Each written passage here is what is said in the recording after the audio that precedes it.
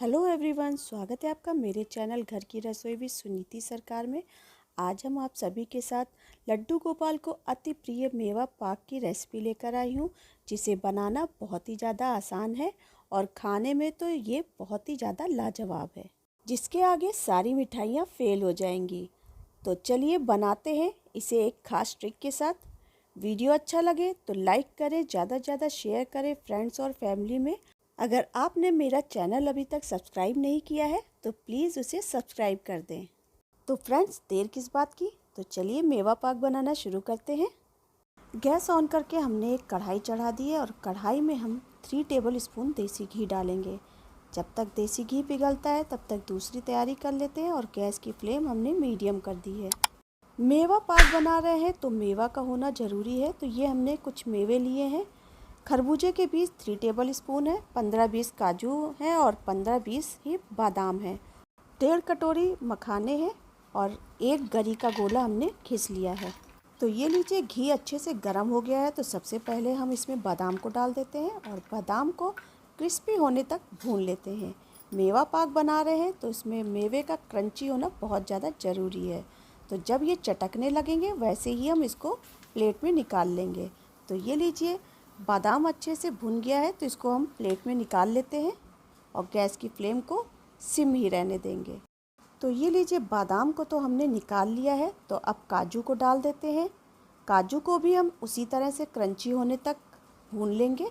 बहुत ज़्यादा इसका रंग हमें डार्क नहीं करना है, बस हल्का सा कलर जैसे ही चेंज होगा इसको भी हम निकाल लेंगे। मेवे को भूनते समय एक बात का ध्यान रखना है कि इसको बराबर चलाते रहना है, नहीं तो एक तरफ से ज़्यादा सिक जाएगा और दूसरी तरफ से नहीं सिक पाएगा। तो ये लीजिए भाई, काजू भी सिक गए हैं, तो इसको भी हम प्लेट में निकाल लेते हैं। उसके बाद हम डाल देंगे मखाने को, क्योंकि सबसे ज़्यादा टाइम तो मखाना ही लेता है। तो ये लीजिए, मखाने को भी हमने घी में डाल दिया है और इसको भी हम चलाते हुए भून लेंगे जब तक कि ये एकदम क्रिस्पी ना भुन जाए। तो मखाने को भी हमें बराबर चलाते रहना है, नहीं तो ये जल सकते हैं। और गैस की फ्लेम को मीडियम कर दें या सिम कर दें। मीडियम कर देंगे तो थोड़ा जलने का ज़्यादा डर रहेगा, इसलिए इसको सिम ही रखें गैस को, तो ज़्यादा सही रहेगा। और इस मखाने को बराबर कर दें ताकि ये मखाने अच्छे से सिक जाएं। तो ये लीजिए, मखाने भी अच्छे से क्रिस्पी हो गए हैं। तो जब ये इस तरह से उंगली में दबाने से एकदम चूर चूर हो जाए तभी आप मखाने को कढ़ाई से निकालें। तो ये लीजिए भाई, मखाने को भी हमने प्लेट में निकाल लिया है। तो घी तो मखाने ने सारा पी लिया है। तो अब हम इसमें 2 टेबल स्पून घी और डालेंगे और इसमें हम गोंद को भून लेंगे। गोंद को बहुत ही धीमी आंच में भूनें ताकि ये अंदर से भी अच्छे से क्रिस्पी भून जाए। तो ये देखिए, एकदम बढ़िया से चटकने की आवाज़ आ रही है। तो जब तक ये चटकेंगे तब तक कि आप इसको भूनें। जैसे ही चटकना बंद हो जाए आप गोंद को निकाल लें। और ये एक बात का ज़रूर ध्यान रखें कि गोंद हमेशा थोड़ा थोड़ा करके ही भूनें, एक साथ ज़्यादा ना भूनें और तेज़ आंच पे ना भूनें। अगर आप गोंद को ज़्यादा डाल देते हैं और तेज़ आंच में भी भूनते हैं तो खाते समय ये दांतों में चिपकेगा। तो जिस तरह से हम मखाने को चेक करते हैं, फोड़ लेते हैं, एकदम क्रिस्पी फूट जाता है, ठीक उसी तरह से हमें गोंद को भी तोड़ के चेक कर लेना है। तो गोंद हमने फ्राई कर लिए हैं तो उसको निकाल लिया है। तो अब हम इसमें खरबूजे के बीजों को डाल देंगे। ये देखिए, इसमें भी चटकने की आवाज़ आ रही है। जब तक ये चटक रहे हैं तो समझिए अच्छे से भून रहे हैं। गैस सिम है, इसलिए ये बाहर नहीं जा रहे हैं, हल्के हल्के से कढ़ाई के अंदर ही चटक रहे हैं। खरबूजे के बीज अच्छे से चटकने लगे हैं, भुन गए हैं। तो अब हम इसी में ही जो घिसा हुआ नारियल है उसको भी हम डाल देंगे। इसका भी क्रिस्पी होना बहुत ही ज़्यादा ज़रूरी है, इसलिए सारी चीज़ों को भूनना बहुत ही ज़्यादा ज़रूरी है। इसी से मेवा पाक में टेस्ट आता है और बहुत ही बढ़िया बनता है। नारियल को भी हम उसी तरह से भून लेंगे, अच्छे से क्रिस्पी होने तक इसको भी भूनना बहुत ज़्यादा ज़रूरी है। इससे पहले की वीडियो में हमने पंच मेवा पाक और मखाने से बर्फ़ी किस तरह से बना सकते हैं वो वीडियो हमने आपके साथ शेयर करी है। अगर आप उसको देखना चाहते हैं तो लिंक पे जाकर उसको देख सकते हैं, जिसे आप बहुत ही आसानी से बना सकते हैं। तो ये लीजिए, गरी और खरबूजे के बीज भी अच्छे से भुन गए हैं, तो हमने उसको भी प्लेट में निकाल लिया है। कढ़ाई को हमने फिर से चढ़ा दिया है और 1.5 कटोरी हम चीनी डालेंगे। एक नाप आप बना लें, ठीक वही आप नाप उसमें यूज़ करें। तो इसी कटोरी के नाप से हमने 1.5 कटोरी चीनी ली है और 1 कटोरी से थोड़ा कम पानी लिया है, यानी आधी कटोरी से थोड़ा ज़्यादा पानी चीनी में डाल देंगे और गैस की फ्लेम को हम मीडियम कर देंगे। तो चलिए तब तक दूसरी तैयारी कर लेते हैं। फ्लेवर के लिए हमने 4-5 इलायची को अच्छे से क्रश कर लिया है और उसको डाल देंगे इसी में। तो जब तक चाशनी पक रही है तब तक हम इसको पीस लेते हैं, ग्राइंड कर लेते हैं। बहुत बारीक नहीं पीसना है इसको, बहुत ही ज़रा सा हल्का सा दरदरा सा पीसना है, बारीक नहीं करना है। तो बारी बारी से सारे ड्राई फ्रूट्स को हम ग्राइंड कर लेंगे। मिक्सी के जार में हमने सबसे पहले बादाम को लिया है और इसको हम अच्छे से ग्राइंड कर लेते हैं। तो ये लीजिए, बादाम का हमने पाउडर बना लिया है दरदरा सा। तो इसको हम एक बाउल में निकाल लेते हैं। बादाम के पाउडर को निकालने के बाद ठीक इसी तरह से काजू को भी हम मिक्सर ग्राइंडर में डालकर उसको भी हम पीस लेंगे, दरदरा सा पाउडर बना लेंगे। उसको पीसने के बाद उसी बर्तन में निकाल लेंगे। और जो हमने मखाने क्रिस्पी से भून के रखे हैं इसको भी हमें पीस लेना है, दरदरा सा पाउडर बनाना है। अगर आप चाहें तो इसको महीन भी पीस सकते हैं। अगर आप मोटा नहीं पीसना चाहते, नहीं बनाना चाहते मोटा, तो आप इसे महीन पीस कर भी बना सकते हैं। तो ये लीजिए, मखाने भी पीसकर तैयार हो गए हैं। तो उसको भी हम उसी बाउल में निकाल लेते हैं। ये सारे मेवे अच्छे से पीस के ग्राइंड हो गए, तो इसको हमने बाउल में निकाल लिया। तो बचे हुए गोंद को भी हम ग्राइंड कर लेते हैं। तो एक गोंद हम आपको तोड़ के भी दिखाते हैं। तो देखिए अंदर तक पक गया है, बहुत ही बढ़िया क्रिस्पी तैयार हुआ है भूनकर। इसी तरह से आप जब भी गोंद को भूनें इसी तरह से भूनें। तो गोंद को भी हम इसी तरह से ग्राइंड कर लेंगे और इसके पाउडर को हम इसी में मिक्स कर लेंगे, इसी बाउल में निकाल लेंगे। सारी चीज़ें पिस गई हैं तो हमने बाउल में निकाल लिया है उसको। और जो हमने ये बीजे और गरी को रखा है इसको भी इसी में हम मिला लेंगे।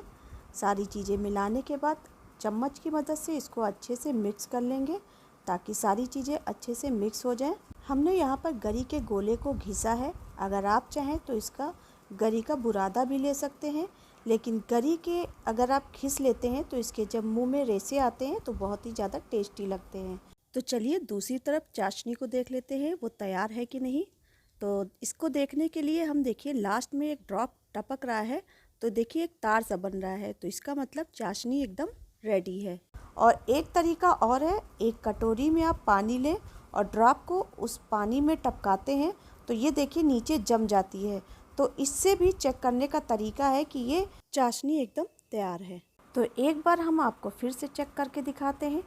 तो ये देखिए कटोरी में पानी लेके आप इसको ड्रॉप को टपकाएंगे तो देखिए नीचे जम जा रही है।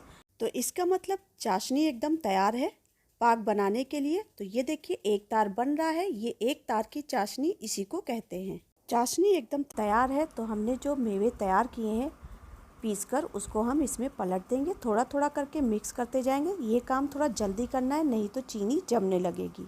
इस समय हाथों को बहुत तेज़ी से चलाना है। गैस की फ्लेम को एकदम सिम कर देंगे। सिम करके तुरंत जल्दी जल्दी से चलाने के बाद चीज़ें अच्छे से मिक्स हो जाए तो तुरंत इसको थाली में पलट देंगे। एक तार की चाशनी बनी है या नहीं ये चेक करने के लिए हमने आपको 2 ट्रिक बताई हैं। इस तरह से आप चाशनी को चेक कर सकते हैं कि एक तार की बनी है या नहीं। तो सारी चीज़ें अच्छे से मिक्स हो गई हैं। जिस बर्तन में पाक को निकालना है उसको घी से ग्रीस कर लेना है। हमने 2 थालियाँ तैयार करी हैं पाक निकालने के लिए, क्योंकि पाक ज़्यादा है इसलिए हमने 2 थालियाँ तैयार की हैं, क्योंकि इसमें एक थाली में पूरा पाक नहीं आ पाएगा। पाक को थाली में पलटने के बाद इसको स्पैचुला से अच्छे से सेट कर देंगे, बराबर कर देंगे। आप इसे थाली में या किसी और बर्तन में भी इसको सेट कर सकते हैं। आपके पास जो भी बर्तन हो उसमें आप इसको सेट कर लें। तो मेवा पाक अच्छे से सेट हो गया है। तो इसे गार्निश करते हैं मेवे के साथ। मेवे को मेवे के साथ गार्निश करना बहुत ही बढ़िया लगेगा। तो हमने गार्निश करने के लिए काजू लिए हैं और कुछ पिस्ता की कतरन। उसको डालने के बाद स्पैचुला से थोड़ा सा दबा देंगे ताकि ये भी उसी के साथ जम जाए। मेवे से गार्निश करने के बाद इसमें आप तुरंत ही कट के निशान लगा दें ताकि सुबह काटने में दिक्कत ना हो, क्योंकि ये जब जम जाएगा तो काटने में बहुत ज़्यादा परेशानी होगी। मेवा पाक को हमने इस तरह से कट किया है। आप जिस तरह से कट करना चाहें उस तरह से कट कर सकते हैं। जन्माष्टमी में सभी लोग बहुत ही तरह तरह के पाक बनाते हैं, तो हमने आज मेवा पाक आपके साथ शेयर किया है, जो लड्डू गोपाल को भी बहुत ज़्यादा पसंद है और खाने में हेल्दी भी बहुत ज़्यादा है। दूसरी थाली में भी हमने उसी तरह से कट लगा लिया है। हमें पतले पीसेस में चाहिए था तो हमने 2 थालियों में जमाया है पाक को। अगर आपको मोटे पीसेस चाहिए तो आप एक ही थाली में पाक को जमा सकते हैं। अगर आपको मेरा वीडियो अच्छा लगे तो ज़्यादा से ज़्यादा लाइक करें, शेयर करें फ्रेंड्स और फैमिली में। बेल आइकन को ऑल पे कर दें ताकि आने वाली वीडियो आपको जल्द से मिल सके। अगर आपने मेरा चैनल अभी तक सब्सक्राइब नहीं किया है और वीडियो आपको अच्छा लगा है तो प्लीज़ उसे सब्सक्राइब भी कर दें। तो ये लीजिए, पहली थाली का पाग हम आपको उठाकर भी दिखाते हैं। तो कितना बढ़िया ये पीस उठ गया है आसानी से। अगर आप पहले से कट लगा लेंगे तो पीस उठाने में बिल्कुल भी कठिनाई नहीं होगी। सुबह आप थाली को हल्का सा गर्म कर लें और एक प्लेट में उसको पलट लें। प्लेट में पलटने के बाद दोबारा से दूसरी प्लेट में पलट लें और जो हमने कट के निशान लगाए थे उसको दोबारा से उसी कट को दोहरा दें तो पीसेस एकदम आराम से अलग हो जाएंगे। तो देखिए, मेवा पाक देखकर आपको आ गया ना मुंह में पानी। तो ये रेसिपी आप कब ट्राई कर रहे हैं, कमेंट बॉक्स में लिखकर मुझे ज़रूर बताएं। मेरे साथ इस वीडियो में अंत तक जुड़े रहने के लिए आप सभी का बहुत बहुत धन्यवाद। आप सभी स्वस्थ रहें, मस्त रहें। मिलते हैं एक नई वीडियो के साथ।